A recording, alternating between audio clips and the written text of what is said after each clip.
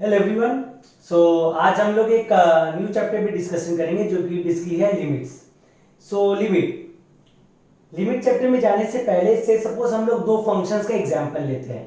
Already हम लोग relation and function chapter पे डिस्कशन कर चुके हैं। से सपोज हम लोग को दो फंक्शंस दिया हुआ है समथिंग कुछ इस तरीके से। एफ एक्स एक फंक्शन है जो कि दिया हुआ है x square minus four whole divided by x minus two. अब ये फोर क्या होता है, ये फोर बेसिकली टू का स्क्वायर होता है, ठीक है ना। तो हम लोग क्या लिख सकते हैं, इस एक्स स्क्वायर माइनस फोर को हम लोग ए स्क्वायर माइनस बी स्क्वायर के फॉर्मूला के according X square minus four को X minus two into X plus two इस तरीके से बेसिकली एक्सप्रेस कर सकते हैं, ठीक है ना। सो ये जो एक्स माइनस टू और एक्स माइनस टू का जो टर्म है, ये दोनों टर्म बेसिकली कैंसिल आउट हो गया, रह गया सिंपली एक्स प्लस टू रह गया, ठीक है ना। और मान लो हम लोग को एक जी एक फंक्शन दिया हुआ है जो कि सिंपली एक्स प्लस टू है। तो क्या ये दोनों फंक्शंस इक्वल है? नहीं, ये दोनों फंक्शंस बेसिकली इक्वल नहीं है। दो फंक्शंस इक्वल कब होता है? दो फंक्शंस के इक्वल होने का बेसिकली दो कंडीशन है। पहला कंडीशन तो ये कि उन दोनों फंक्शंस का जो डोमेन है वो डोमेन बेसिकली सेम होना चाहिए। और सेकेंड कंडीशन है f x should be equal to g x for each and every value of x which belongs to domain of f x and g x, ठीक है ना। So basically दो condition है दो फंक्शंस के equal होने का। पहला कंडीशन तो ये कि उन दोनों फंक्शंस का डोमेन सेम होना चाहिए।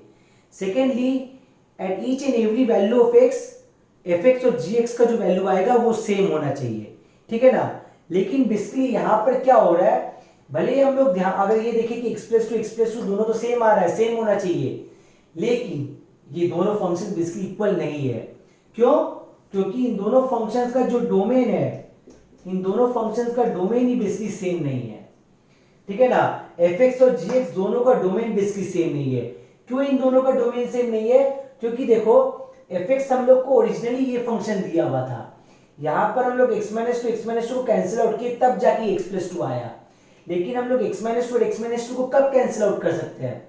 हम लोग एक्स माइनस टू को सिर्फ तभी कैंसिल आउट कर सकते हैं जब x not equal to two हो, ठीक है ना। अगर x का वैल्यू अगर 2 हो जाएगा तब बेसिकली x माइनस टू जो ये 0 हो जाएगा, और 0 0 को कभी भी कैंसिल आउट नहीं किया जा सकता है। तब उस समय क्या होगा, जब x का वैल्यू 2 हो जाएगा, तो जब x का वैल्यू 2 हो जाएगा तब डिनोमिनेटर 0 हो जाएगा। सो फंक्शन जो है वो बेसिकली वो अनडिफाइन हो जाएगा, because division by 0 is not allowed, ठीक है ना। डिनोमिनेटर बेसिकली 0 नहीं होना चाहिए, ठीक है ना। Division by 0 is not allowed. So that means हम लोग ये x माइनस टू और x माइनस टू को कैंसिल आउट कर सकते हैं only under the condition when x minus two is not equal to 0, because 0 0 को कभी भी कैंसिल आउट नहीं किया जा सकता है। That means x should not be equal to 2, यानी कि fx का डोमेन क्या हो रहा है, fx का जो डोमेन है वो इंटायर रियल नंबर हो जा रहा है एक्सेप्ट 2, जबकि gx का जो डोमेन है वो इंटायर रियल नंबर हो रहा है, ठीक है ना। सो जो कि दोनों फंक्शंस का डोमेन ही सेम नहीं है, तो इसलिए दो फंक्शंस कोई हालत में बेसिकली इक्वल नहीं हो सकता है। gx का डोमेन इंटायर रियल नंबर, क्योंकि यहाँ पे gx हम लोग को x प्लस टू सिंपली दिया हुआ था, तो यहाँ पे हम लोग डायरेक्टली हम लोग x की जगह 2 पुट कर सकते हैं। सो 2 प्लस 2 बेसिकली 4 हो जाएगा, ठीक है ना। तो इस कारण से बेसिकली ये दोनों फंक्शंस इक्वल नहीं है। तो हम लोग x माइनस टू और x माइनस टू को तभी काट सकते हैं जब x minus to basically x minus to जब एक नॉन जीरो नंबर हो। दैट मीन्स जब x जो है वो नॉट इक्वल टू 2 हो, x should not be equal to 2, ठीक है ना। सो से सपोज अगर हम लोग x का वैल्यू 1.9998 ऐसा कुछ अगर ले ले, से सपोज हम लोग x का वैल्यू 1.998 ले लिए, ठीक है ना। तब उस समय क्या होगा, तब उस समय भले ही x माइनस टू बहुत छोटा क्यों ना हो, बहुत छोटा होगा, ठीक है ना, माने माइनस 0.002 हो जाएगा, तो बहुत छोटा होगा, लेकिन जीरो तो नहीं होगा ना, ठीक है ना। तो जीरो नहीं होने के कारण हम लोग इन दोनों नंबर्स को बेसिकली कैंसिल आउट कर सकते हैं, ठीक है ना। जो कि ये बेसिकली एग्जैक्टली जीरो नहीं हो रहा है, भले ही बहुत छोटा क्यों ना हो, लेकिन जीरो तो नहीं हो रहा है ना। तब उस समय इन दोनों नंबर्स को बेसिकली काटा जा सकता है। हम लोग x माइनस टू को सिर्फ उसी समय कैंसिल आउट नहीं कर सकते हैं जब ये दोनों जीरो हो जाएगा, तो एग्जैक्टली इक्वल टू जब जीरो हो जाएगा सिर्फ उसी समय हम लोग इन दोनों को कैंसिल आउट नहीं कर सकते हैं। तो जब हम लोग x का वैल्यू 1.998 ले लिए, तब भले ही x माइनस टू बहुत छोटा क्यों ना हो, लेकिन एग्जैक्टली जीरो तो नहीं हो रहा है ना। तब उस समय इन दोनों टर्म्स को कैंसिल आउट किया जा सकता है। तब उस समय हम लोग को fx का वैल्यू क्या मिलेगा, उस समय हम लोग को fx का वैल्यू मिलेगा 3.998, जो कि क्लोज टू 4 हो रहा है, ठीक है ना। 3.998 जो है हम लोग लिखते समय हम लोग बेसिकली उसको अप्रोक्सीमेटली 4 के बराबर लिखेंगे। सिमिलर वे में से सपोज जब हम लोग x का वैल्यू 2.001 अगर ले लिए, ठीक है ना, तब अगेन भले ही x माइनस टू का वैल्यू बहुत छोटा क्यों ना हो, लेकिन एग्जैक्टली जीरो तो नहीं होगा ना। सो उस समय अगेन x माइनस टू और x माइनस टू को कैंसिल आउट किया जा सकता है ऊपर नीचे से, तब उस समय fx का वैल्यू क्या आएगा, उस समय fx का वैल्यू जो है ये सिंपली 4.001 ऐसा आ जाएगा, जो कि अगेन क्लोज टू 4 है। ठीक है ना। सो बेसिकली लिमिट चैप्टर में समथिंग कुछ ऐसा ही किया जाता है। ठीक है ना, जो यहाँ पे हम लोग जो किए हैं बेसिकली लिमिट चैप्टर में समथिंग कुछ ऐसा ही किया जाता है। जैसे मान लो हम लोग को एक फंक्शन दिया गया है, मान लो हम लोग को एक फंक्शन दिया गया y is equal to f x. ठीक है ना, मान लो इस तरीके से हम लोग को एक फंक्शन दिया गया y is equal to f x, और यहां पर से सपोज एक पॉइंट है जिसका x कोऑर्डिनेट है a। ठीक है ना, यहां पर बेसिकली एक पॉइंट है जिसका x कोऑर्डिनेट है a। ठीक है ना, तो जब भी हम लोग को बेसिकली a पर इस फंक्शन का लिमिट कैलकुलेट करने के लिए बोलेगा, तब बेसिकली इस पॉइंट पे फंक्शन एग्जिस्ट करता है कि नहीं करता है उससे हम लोग को कोई मतलब नहीं रहता है। हम लोग क्या करते हैं, जस्ट हम लोग चेक करते हैं कि जब x का वैल्यू a से जस्ट छोटा है उस समय फंक्शन का वैल्यू क्या है, और जब x का वैल्यू a से जस्ट बड़ा है उस समय फंक्शन का वैल्यू क्या है। जैसे यहां पे हम लोग किए थे, ठीक है ना, भले ही 2 पे fx अनडिफाइंड हो रहा था, लेकिन हम लोग 2 से जस्ट पहले चेक किए कि फंक्शन का वैल्यू क्या है, और 2 के जस्ट बाद में चेक किए कि फंक्शन का वैल्यू क्या है। अगर ये दोनों वैल्यू अप्रोक्सीमेटली सेम आएगा तब हम लोग बोलेंगे कि फंक्शन का लिमिट जो है वो एग्जिस्ट करता है। ठीक है ना। सो लिमिट चैप्टर में हम लोग क्या करते हैं, जैसे मान लो हम लोग को एक फंक्शन दिया गया y is equal to f x. ठीक है ना, इस तरीके से हम लोग को एक फंक्शन दिया गया y is equal to f x, और यहाँ पर एक पॉइंट है जिसका x कोऑर्डिनेट है a। ठीक है ना, तो अगर हम लोग को a पर अगर हम लोग को फंक्शन का लिमिट निकालने के लिए बोला है, तो exactly at x is equal to a पे फंक्शन एग्जिस्ट करता है कि नहीं करता है इन सबसे हम लोग को कोई मतलब नहीं है। हम लोग जस्ट क्या करते हैं, a के जस्ट पहले चेक करते हैं कि फंक्शन का वैल्यू क्या है, और a के जस्ट बाद हम लोग चेक करते हैं कि फंक्शन का वैल्यू क्या है। अगर ये दोनों वैल्यू सेम आ जाए तब हम लोग बोलेंगे कि फंक्शन का लिमिट एग्जिस्ट करता है। सो a के जस्ट पहले जो फंक्शन का वैल्यू आएगा, माने जब x का वैल्यू a से जस्ट छोटा है तब उस समय जो फंक्शन का वैल्यू जो आएगा उसको हम लोग लेफ्ट हैंड लिमिट बोलते हैं। ठीक है ना, LHL माने लेफ्ट हैंड लिमिट। और जब x का वैल्यू a से जस्ट बड़ा है, ठीक है ना, यहां पर x का वैल्यू a से जस्ट बड़ा है, तो जब x का वैल्यू a से जस्ट बड़ा है तो उस समय जो फंक्शन का वैल्यू आएगा उसको हम लोग राइट हैंड लिमिट बोलते हैं। ठीक है ना, दैट मींस ये जो वैल्यू आया ये बेसिकली मेरा राइट हैंड लिमिट हुआ, और ये जो वैल्यू आया ये वैल्यू मेरा बेसिकली लेफ्ट हैंड लिमिट हुआ। ठीक है ना, यहां पर हम लोग x का वैल्यू 2 से जस्ट छोटा लिए थे, ठीक है ना, तो ये बेसिकली मेरा लेफ्ट हैंड लिमिट हुआ, और यहां पर हम लोग x का वैल्यू 2 से जस्ट ग्रेटर लिए थे, सो ये मेरा बेसिकली राइट हैंड लिमिट हुआ। ठीक है ना, तो हम लोग को जब भी किसी पॉइंट पे लिमिट कैलकुलेट करने के लिए बोलेगा तो हम लोग क्या करेंगे, हम लोग जस्ट ये चेक करेंगे कि जब x का वैल्यू a से जस्ट छोटा है उस समय फंक्शन का वैल्यू क्या है, और जब x का वैल्यू a से जस्ट बड़ा है उस समय फंक्शन का वैल्यू क्या है। अगर ये दोनों वैल्यू सेम आएगा तभी हम लोग बोलेंगे कि लिमिट एग्जिस्ट करता है। सो जब x का वैल्यू a से जस्ट छोटा है तो उस समय जो फंक्शन का वैल्यू आ रहा है उसको हम लोग LHL लिखते हैं, माने लेफ्ट हैंड लिमिट। और जब x का वैल्यू a से जस्ट बड़ा है उस समय जो हम लोग को जो फंक्शन का वैल्यू मिलेगा उसको हम लोग RHL बोलते हैं, मतलब राइट हैंड लिमिट। ठीक है ना, सो हम लोग ये लेफ्ट हैंड लिमिट और राइट हैंड लिमिट को हम लोग लिखते कैसे हैं, लेफ्ट हैंड लिमिट को तो बेसिकली कुछ इस तरीके से लिखा जाता है, लेफ्ट हैंड लिमिट। ठीक है ना, लेफ्ट हैंड लिमिट क्या हो जाता है, ये सिंपली हो जाता है limit x tends to a minus f x. ठीक है ना, ऐसे भी हम लोग लिख सकते हैं या फिर हम लोग इसको ऐसे भी लिख सकते हैं। ठीक है ना, limit x tends to a minus f x. ठीक है ना, LIM, ठीक है ना, LIM भी यूज कर सकते हैं, LT भी यूज कर सकते हैं। ठीक है ना, लिमिट के लिए। So x tends to a minus का मतलब क्या होगा, a माइनस का मतलब है a minus a very small positive quantity.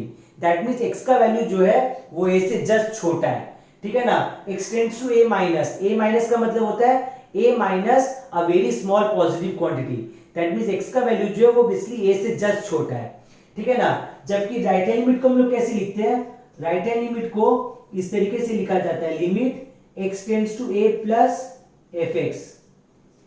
ठीक है ना, LT करके भी लिख सकते हैं या फिर LIM करके भी लिख सकते हैं, limit x tends to a plus F x, ऐसा ही आ जाएगा। ठीक है ना, so x tends to a plus, A plus का मतलब क्या हुआ, ए प्लस का मतलब हुआ A plus a very small positive quantity, that means X का वैल्यू जो है वो ए से जस्ट बड़ा है। यहाँ पर एक्स का वैल्यू ए से जस्ट छोटा था और यहाँ पर एक्स का वैल्यू जो है वो ए से जस्ट बड़ा है, ठीक है ना। ए प्लस मतलब हुआ A plus a very small positive quantity, that, और ए माइनस का मतलब क्या हुआ, A minus a very small positive quantity.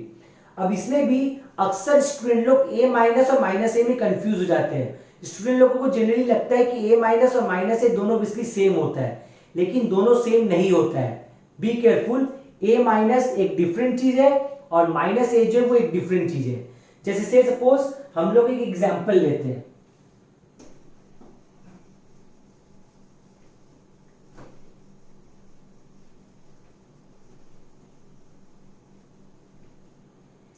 से सपोज जैसे हम लोग एक एग्जांपल लेते हैं, हम लोग एक नंबर लाइन लिए, ठीक है ना। नंबर लाइन में हम लोग कुछ सर्टेन नंबर्स को प्लॉट करते हैं, ठीक है ना। -3, -2, -1, 0, 1, 2, 3 से सपोज फिलहाल इतना ही नंबर लेते हैं, ठीक है ना। सो जब हम लोग 2 प्लस जब करेंगे, सो 2 प्लस का मतलब क्या होगा, 2 प्लस का मतलब है 2 plus a very small positive quantity, that means 2 से जस्ट बड़ा, ठीक है ना। सो 2 से जस्ट बड़ा मतलब समवेयर अराउंड यहां कहीं आएगा, ठीक है ना। 2 प्लस है मतलब 2 plus a very small positive quantity, that means x का वैल्यू जो है वो 2 से जस्ट बड़ा है। और जबकि 2 माइनस का मतलब क्या हुआ, 2 माइनस का मतलब हुआ 2 minus a very small positive quantity, that means x का वैल्यू जो है वो 2 से जस्ट छोटा है, दैट मींस वो यहां कहीं लाई करेगा, ठीक है ना। सो ये बेसिकली 2 माइनस हुआ, ठीक है ना। ये 2 माइनस हुआ और ये 2 प्लस हुआ, ठीक है ना। जबकि -2 देखो, -2 एक एंटायरली डिफरेंट नंबर है। So basically there is a difference between a minus and minus a। जैसे कि यहां पे हम लोग देख सकते हैं ये मेरा 2 माइनस है और ये -2 है। सो 2 माइनस और -2 में डिफरेंस होता है। 2 माइनस मतलब 2 से जस्ट छोटा, ठीक है ना। 2 से जस्ट छोटा मतलब अराउंड 1.999 1.998 ऐसा समथिंग कुछ, ठीक है ना। जबकि -2 एक एंटायरली डिफरेंट नंबर है। इनफैक्ट -2 के लिए भी हो सकता है, -2 से जब जस्ट बड़ा होगा तो ये -2 प्लस हो गया और -2 से जब जस्ट छोटा होगा तो ये -2 माइनस हो गया, ठीक है ना। -2 माइनस, इसका मतलब हुआ कि x का वैल्यू जो है वो -2 से जस्ट छोटा है। सो बेसिकली ये वाला वैल्यू -2 माइनस, और -2 प्लस का मतलब क्या हुआ, -2 प्लस का मतलब हुआ -2 से जस्ट बड़ा, दैट मींस ये बेसिकली -2 प्लस हो गया, ठीक है ना। So basically there is a difference between -a and a minus. Student लोग ये चीज एकदम ध्यान में अच्छे से रखना पड़ेगा स्टूडेंट लोगों को, ठीक है ना। सो ये बेसिकली लिमिट का था, ये लेफ्ट हैंड लिमिट और राइट हैंड लिमिट आया। अगर ये दोनों वैल्यू सेम आता है तभी हम लोग बोलेंगे कि लिमिट एग्जिस्ट करेगा।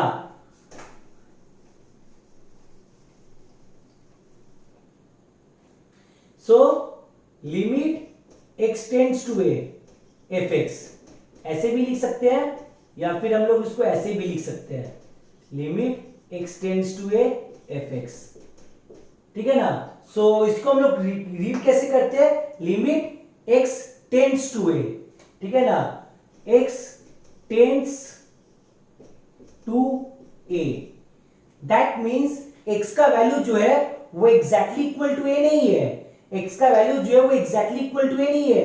x का वैल्यू जो है वो बेसिकली a को अप्रोच कर रहा है। x का वैल्यू जो है वो a के आसपास है लेकिन एग्जैक्टली इक्वल टू a नहीं है। x जो है वो टेंड्स टू a है, मतलब एग्जैक्टली a नहीं है।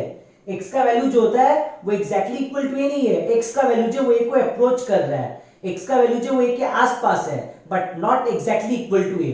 सो ये बेसिकली लिमिट में होता है, ठीक है ना। यहाँ पर x का वैल्यू जो वो एग्जैक्टली इक्वल टू a हम लोग नहीं ले रहे हैं, हम लोग जस्ट a के आसपास चेक कर रहे हैं, ठीक है ना। सो ये लिमिट एग्जिस्ट कब करेगा, it will exist if and only if left hand limit is equal to right hand limit. अगर ये दोनों सेम नहीं आया तो लिमिट एग्जिस्ट नहीं करेगा और जो इनका वैल्यू आएगा वही बेसिकली फंक्शन का लिमिटिंग वैल्यू हो जाएगा, ठीक है ना। सो लिमिटिंग वैल्यू, ठीक है ना, एग्जैक्ट वैल्यू नहीं, लिमिटिंग वैल्यू माने x जब a को अप्रोच कर रहा है तो fx जो है वो भी उस वैल्यू को अप्रोच करेगा, क्लियर। सो ये बेसिकली हम लोग लिमिट चैप्टर में करते हैं, ठीक है ना। जब भी हम लोग किसी पॉइंट पे लिमिट निकालने के लिए बोलेगा हम लोग जस्ट ये चेक करते हैं कि बेसिकली उस a से उस पॉइंट से जस्ट पहले और उस पॉइंट से जस्ट बाद बेसिकली दोनों फंक्शन दोनों पॉइंट पे फंक्शन की वैल्यू सेम है कि नहीं है। अगर सेम हुआ सिर्फ तभी लिमिट एग्जिस्ट करते हैं, ठीक है ना। सो लिमिट इवैल्यूएट कैसे किया जाता है? लिमिट इवैल्यूएट करने का बेसिकली 4 तरीका है, ठीक है ना। लिमिट इवैल्यूएट करने का बेसिकली 4 तरीका है।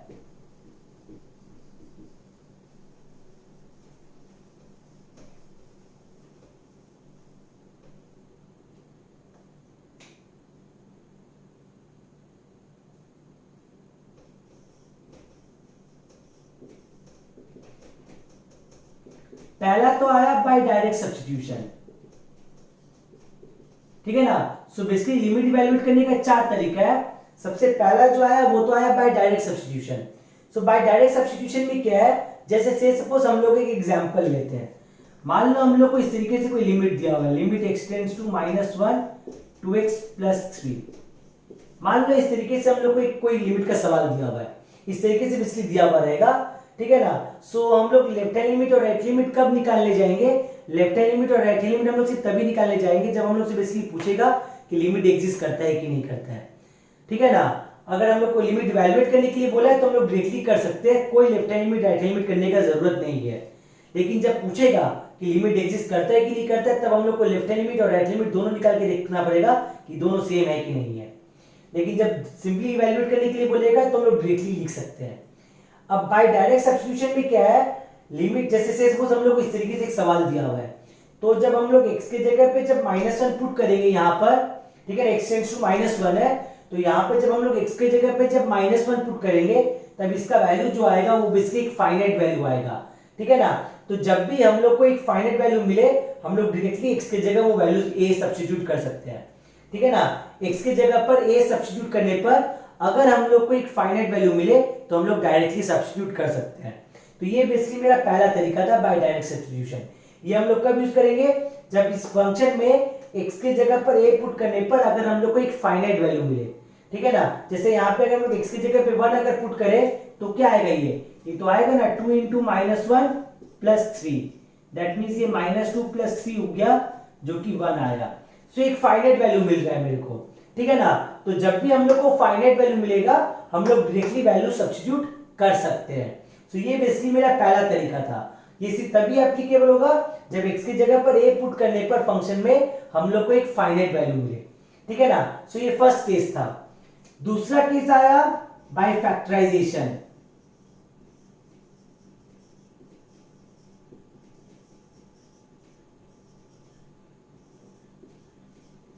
तो यहां पे बेसिकली नाम से लग रहा है कि हम लोग को क्या करना पड़ेगा, हम लोग को गिवन फंक्शन को फैक्टराइज करके करना पड़ेगा, ठीक है ना। से सपोज अगर हम लोग डायरेक्टली सब्स्टिट्यूट नहीं कर सकते हैं बट फैक्टराइज करने पे एक सिंपल फॉर्म आ जा रहा है, तब हम लोग बेसिकली उसको फैक्टराइज करके करेंगे। जैसे कि से सपोज हम लोग को इस तरीके से अगर कोई सवाल दिया हुआ है, limit x tends to 2x² - 4/x-2।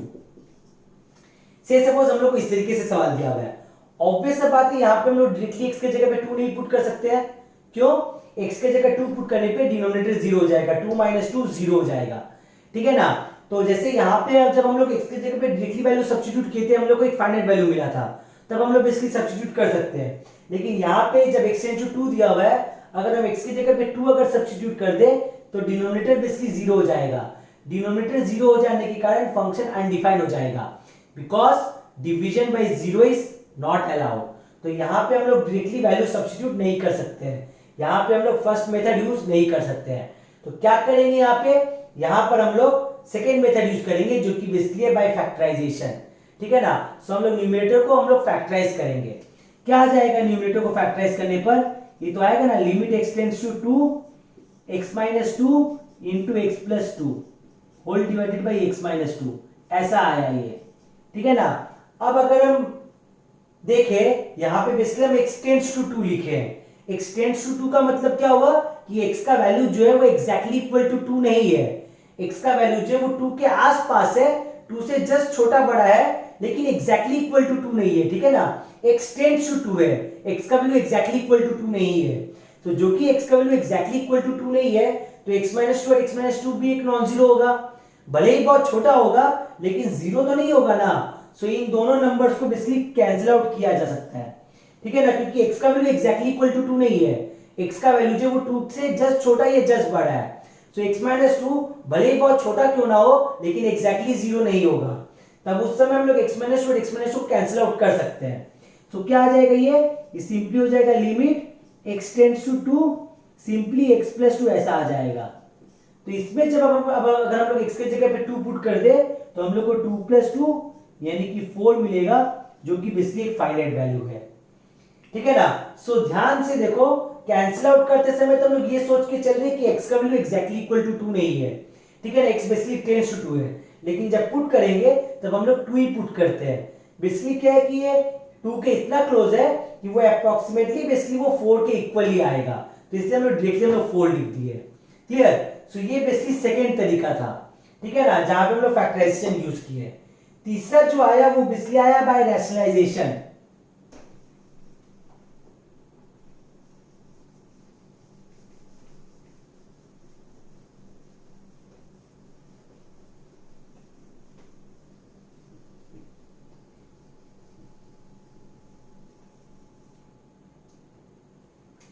तीसरा जो आया वो आया बाय रैशनलाइजेशन।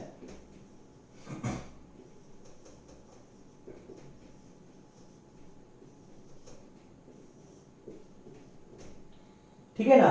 सो बाय रैशनलाइजेशन में नाम से ही लग रहा है कि क्या करना पड़ेगा, हम लोग को बेसिकली रैशनलाइज करके करना पड़ेगा। जैसे कि से सपोज इस तरीके से हम लोग को फंक्शन दिया हुआ है limit x tends to 2 root x minus root 2 by x minus 2। Say suppose हम लोग को कोई फंक्शन इस तरीके से दिया हुआ है, कोई लिमिट का सवाल इस तरीके से दिया हुआ है। ऑब्वियस बात है यहाँ पे भी हम लोग डायरेक्टली सब्स्टिट्यूट नहीं कर सकते हैं। डायरेक्टली सब्स्टिट्यूट करने पे डिनोमिनेटर बेसिकली जीरो हो जाएगा, सो फंक्शन अनडिफाइंड हो जाएगा, लिमिट अनडिफाइंड हो जाएगा। सो क्या करते हैं हम लोग न्यूमरेटर को रैशनलाइज करते हैं। ठीक है ना। कैसे रैशनलाइज करेंगे न्यूमरेटर को? न्यूमरेटर को रैशनलाइज करने के लिए हम लोग ऊपर नीचे रूट एक्स प्लस रूट 2 से मल्टीप्लाई करेंगे। ठीक है ना। रैशनलाइज करने के लिए हम लोग ऊपर नीचे रूट एक्स प्लस रूट 2 से मल्टीप्लाई किए, क्या आ जाएगा रूट एक्स प्लस रूट 2 से मल्टीप्लाई करने पर न्यूमरेटर में अगर हम ध्यान से अगर देखें तो basically a minus b into a plus b है। क्या होता है a minus b into a plus b? ये simply a square minus B square हो जाता है। तो अगर हम लोग ए स्क्वायर माइनस बी स्क्वायर अगर कर दे तो क्या हो जाएगा, ये सिंपली हो जाएगा limit x tends to 2 x minus 2 ऐसा आ जाएगा, whole divided by x minus 2 into root x plus root 2। Be careful, denominator में मल्टीप्लाई नहीं करेंगे। ठीक है ना। सो x तो टेंड्स टू 2 है ना, x का वैल्यू एग्जैक्टली इक्वल टू 2 तो है नहीं, तो हम लोग क्या कर सकते हैं, हम लोग x माइनस 2 और x माइनस 2 को कैंसिल आउट कर सकते हैं। ठीक है ना। सो क्या आ गया, ये सिंपली हो गया limit x tends to 2 1 by root x plus root 2 ऐसा ही आ गया। अब यहां पर हम लोग x के जगह पर एग्जैक्टली इक्वल टू 2 पुट कर सकते हैं। ठीक है ना, क्योंकि पुट करने पे हम लोग को एक फाइनाइट वैल्यू मिलेगा। सो क्या आ जाएगा, ये सिंपली हो जाएगा 1 बाई रूट 2 प्लस रूट 2, जो कि सिंपली 1 बाई 2 रूट 2 ऐसा ही आ गया। सो ये बेसिकली तीसरा प्रोसेस था जहां पर हम लोग रैशनलाइजेशन का कॉन्सेप्ट यूज करके किए हैं। क्लियर, ये तीसरा था। चौथा और आखिरी जो मेथड आ रहा है वो बेसिकली है बाय यूजिंग फॉर्मूले। ठीक है ना। तो इस चैप्टर में बेसिकली कुछ फॉर्मूला यूज होता है, हम लोग उस फॉर्मूले के डेरिवेशन की ओर नहीं जाएंगे, डेरिवेशन बेसिकली जरूरत नहीं पड़ता है, जस्ट फॉर्मूला ध्यान में रखना बहुत जरूरी है। ठीक है ना। तो इस चैप्टर में बेसिकली कुछ फॉर्मूला यूज होता है, वो फॉर्मूला ध्यान में रखना बहुत जरूरी है। ठीक है ना। सो क्या क्या फॉर्मूला आ जाता है, तो ये बेसिकली चौथा केस है जो कि है बाय यूजिंग फॉर्मूले। सो क्या हो जाएगा इसमें, इस चैप्टर में बेसिकली कुछ फॉर्मूला यूज होता है, वो हम लोग को बेसिकली देखना पड़ेगा। जैसे कि सबसे पहला जो फॉर्मूला आया वो तो है limit x tends to 0 sine x by x. ये पहला फॉर्मूला है basically, limit x tends to 0 sine x by x. ये क्या होता है, ये इक्वल्स टू 1 हो जाता है। ठीक है ना। लेकिन बी केयरफुल, ये फॉर्मूला सिर्फ तभी एप्लीकेबल है जब एक्स हम लोग को रेडियन में दिया हुआ है, तो where x is in radian. In case अगर एक्स रेडियन में नहीं दिया हुआ है, इन केस अगर एक्स रेडियन में नहीं दिया हुआ है तो पहले हम लोग उसको रेडियन में कन्वर्ट करेंगे। हम लोग ऑलरेडी ट्रिग्नोमेट्री के फर्स्ट चैप्टर में देख चुके हैं कि कैसे हम लोग डिग्री को रेडियन में कन्वर्ट कर सकते हैं। ठीक है ना। डिग्री से रेडियन में कन्वर्ट करने के लिए जस्ट हम लोग को पाई बाई 180 से मल्टीप्लाई करना पड़ता है गिवन एंगल को। ठीक है ना। तो ये फॉर्मूला जो ये एप्लीकेबल है only when x is in radian. अगर एक्स रेडियन में नहीं है तो पहले हम लोग उसको रेडियन में कन्वर्ट करेंगे।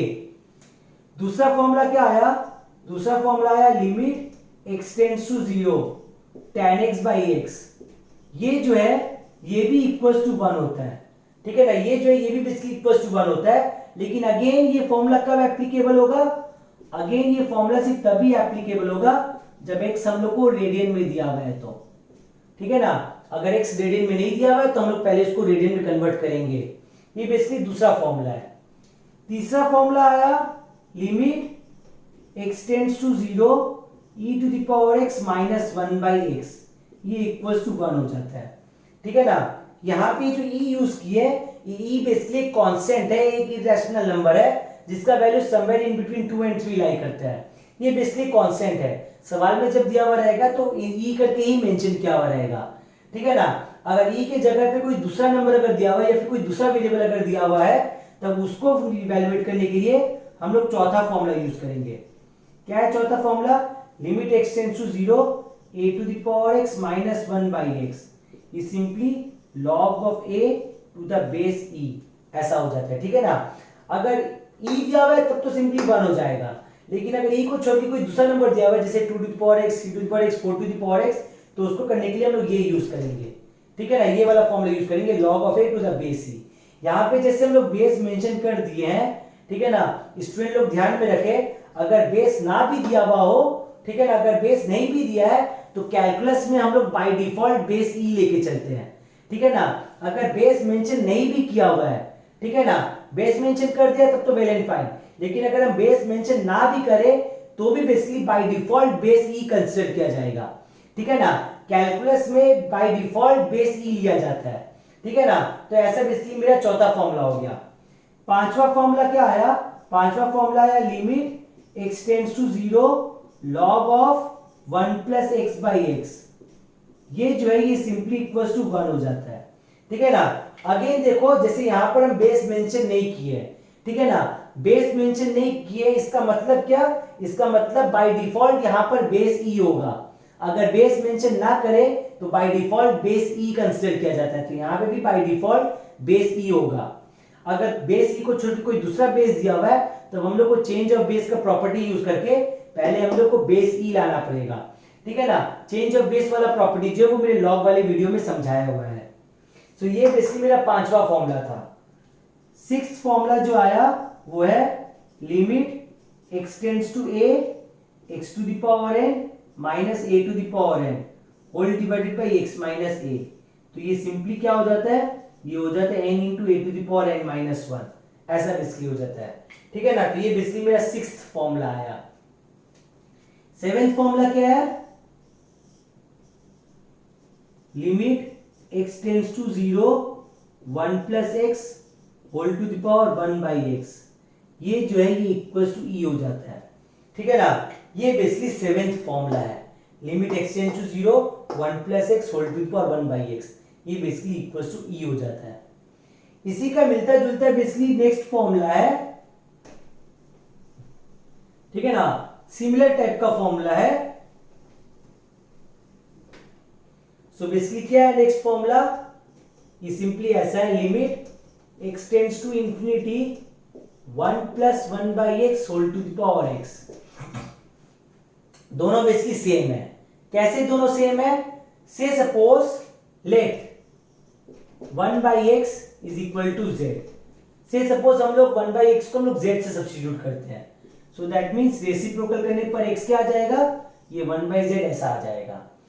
And as x tends to infinity z जो होगा ये बेसिकली टेंड्स टू 0 हो जाएगा।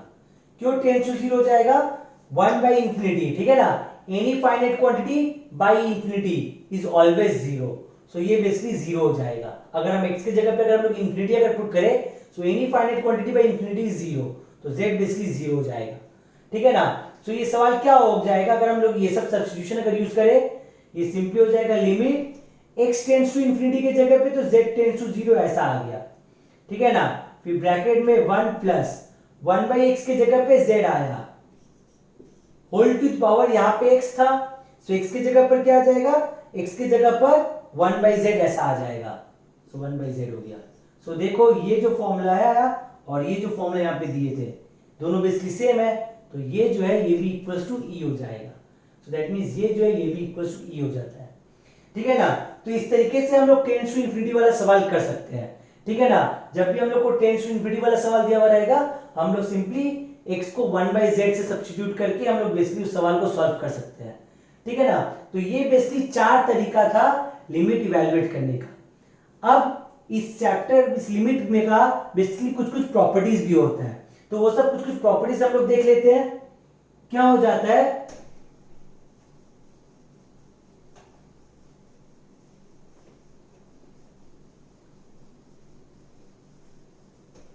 कुछ सर्टेन बेसिक प्रॉपर्टीज है, ठीक है ना। सर्टेन बेसिक प्रॉपर्टीज है, समथिंग कुछ इस तरीके से हो जाता है प्रॉपर्टीज। जैसे कि पहला जो प्रॉपर्टी आया वो तो आया limit x tends to a alpha times f x, जहां पर अल्फा बेसिकली कोई एक कांस्टेंट है, ठीक है ना। तो अगर कोई कांस्टेंट अगर किसी फंक्शन के साथ मल्टीप्लाई किया हुआ है तो उस कांस्टेंट को लिमिट के बाहर लाया जा सकता है, ठीक है ना। सो क्या हो जाएगा, ये सिंपली हो जाएगा alpha times limit x tends to a f x. ऐसा बेसिकली किया जा सकता है, ठीक है। सो ये जो था ये मेरा फर्स्ट प्रॉपर्टी था। सेकेंड प्रॉपर्टी क्या है, सेकेंड प्रॉपर्टी है limit x tends to a f x plus minus g x, ठीक है ना। अगर 2-3 फंक्शंस अगर इस तरीके से प्लस माइनस फॉर्म में अगर दिया हुआ है तो हम लोग इसको ऐसे अलग अलग करके लिख सकते हैं, जो कि हम एलटी यूज कर रहे हैं। तो सपोज हम लोग एमएलटी ही लिखते हैं,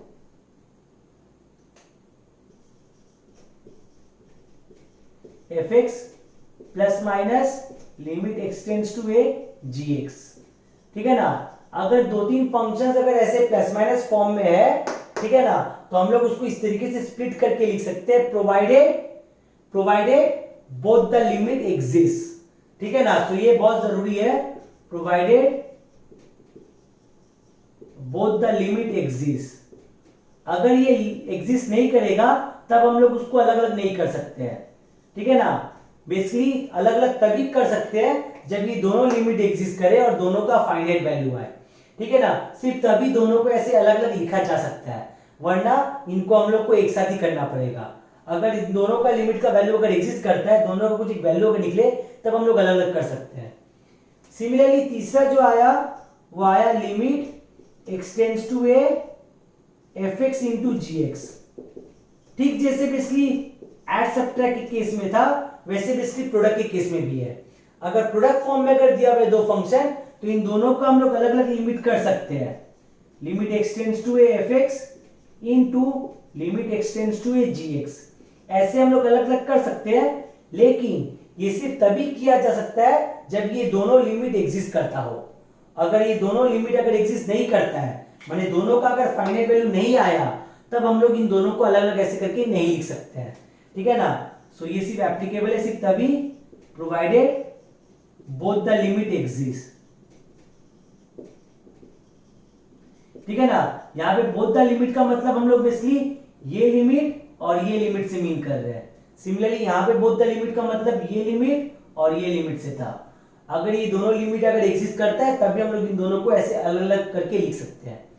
सेम चीज बेसिकली डिवीजन के लिए भी होता है, ठीक है ना। Limit x tends to a f x by g x, ऐसा अगर दिया हुआ है तो इसको हम लोग अलग अलग करके लिख सकते हैं, limit x tends to a f x whole divided by limit x tends to a g x, ठीक है ना। ऐसे अलग अलग करके लिखा जा सकता है। Again both the limit should exist and this limit should not B zero, ठीक है ना। सो यहां पे एक एक्स्ट्रा कंडीशन आ गया, ठीक है ना, provided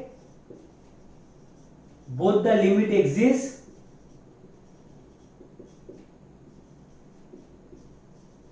and limit x tends to a gx should not be equal to 0। so इसमें एक बेसिकली एक्स्ट्रा कंडीशन आ गया कि ये वाला लिमिट 0 नहीं होना चाहिए, because division by 0 is not allowed, ठीक है ना। तो डिनोमिनेटर पार्ट बेसिकली 0 नहीं होना चाहिए। तो ये हम लोग अलग अलग इस तरीके से तभी कर सकते हैं जब ये दोनों लिमिट एग्जिस्ट करता हो और ये बेसिकली नॉन जीरो आना चाहिए, सिर्फ तभी हम लोग इसको इस तरीके से अलग अलग करके लिख सकते हैं। फिफ्थ बेसिकली आया लिमिट एक्स टेंड्स टू ए, अच्छा यही बेसिकली है और उतना जरूरत नहीं पड़ेगा मेनली। सो ये बेसिकली 4 प्रॉपर्टीज है लिमिट का, जिसके बेसिस पे हम लोग को ये चैप्टर करना है, ठीक है ना। सो ये बेसिकली लिमिट चैप्टर था। आज के लिए बस इतना ही। Thank you everyone.